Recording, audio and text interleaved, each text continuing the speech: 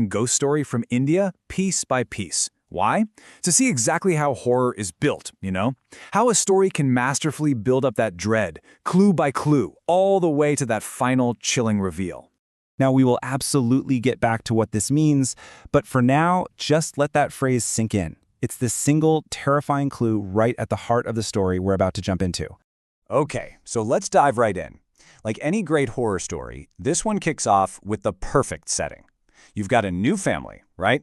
And they're just arriving at this remote riverside government bungalow, and of course, it's a dark and stormy night. I mean, it's a classic setup for a reason, isn't it? It just works. So the family gets there, and they're met by the local caretaker, a guy named Bhuvan, and almost right away, he sets this tone of, well, deep foreboding. He basically tells them, hey, traveling near the river at this hour, that's a really bad idea. And this is his exact warning. It's so cryptic, so unsettling. And what do you think the family does? Of course, they just brush it off. And this right here is that classic horror trope, you know? The outsiders completely ignoring the local wisdom, which just perfectly sets the stage for everything that's about to go down. All right, so the very next morning, the mystery really starts to deepen. We're moving on from just verbal warnings now and into the first piece of strange physical evidence. They find these footprints in the wet mud, and they lead right up to their door. But right away they can tell something is deeply, deeply wrong here. These are not ordinary tracks. And the key detail, the thing that makes your blood run cold, is the direction of the prints. See, they don't show someone walking to the river. No, they show something coming from it. Something came out of that water and walked right up to their front door. It's just an immediate and terrifying violation of their space. And this is where Bhuvan comes in.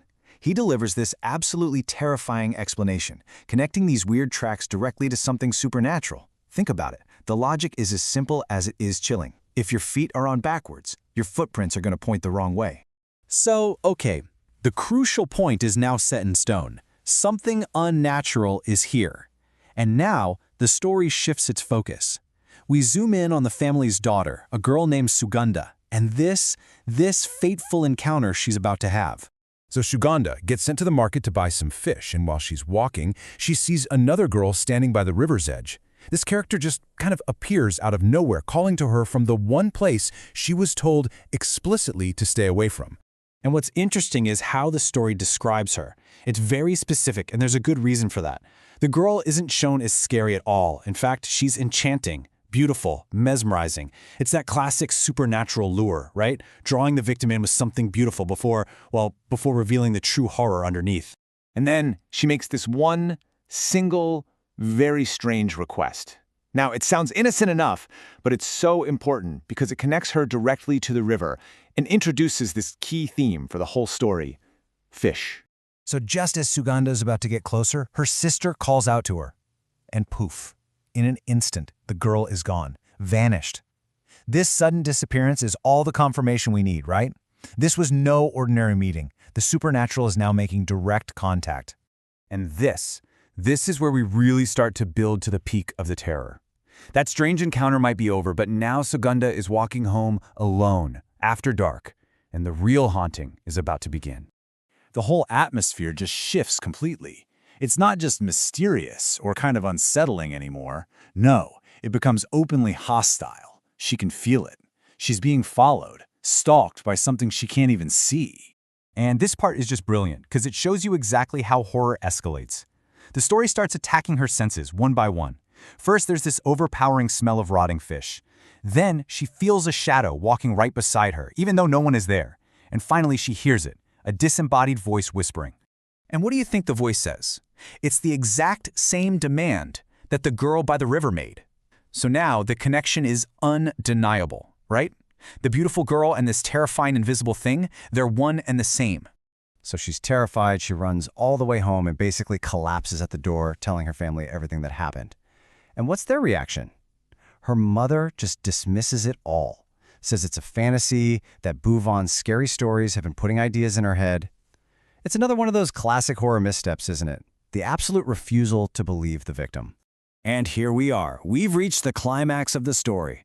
All of those clues we've been gathering, the warnings, the footprints, the girl, the voice, the fish, they are all about to slam together in one absolutely horrifying reveal. So late that night, the mother, the skeptical one, she's woken up by a strange noise coming from the kitchen. And by deciding to go investigate, she is literally walking right into the story's terrifying ending. She sees a figure in the dark, and she just assumes it's her daughter, Suganda. So she calls out, expecting some simple, rational explanation, but what she finds instead is an actual living nightmare. This is the moment, the shocking visual payoff that this entire story has been building towards. Her daughter is on the floor, hunched over like an animal, just devouring raw fish. Her face, her clothes, they're smeared with blood. And with these final, chilling words, spoken through her daughter, the entity's real goal becomes terrifyingly clear. It didn't just want the fish. It wanted the person who offered the fish. It's like the paranormal transaction is now complete. So here's the takeaway, the crucial point. This whole story was a perfect, step-by-step playing out of the Mechko Bhoot legend. Right from the backwards footprints to the obsession with fish and all the way to that final possession, every single element was a carefully placed piece of this much larger terrifying puzzle. It's really a masterclass in how to build horror, not with cheap jump scares, but with the slow, deliberate unfolding of a legend. So what old stories do you know that still give you the chills?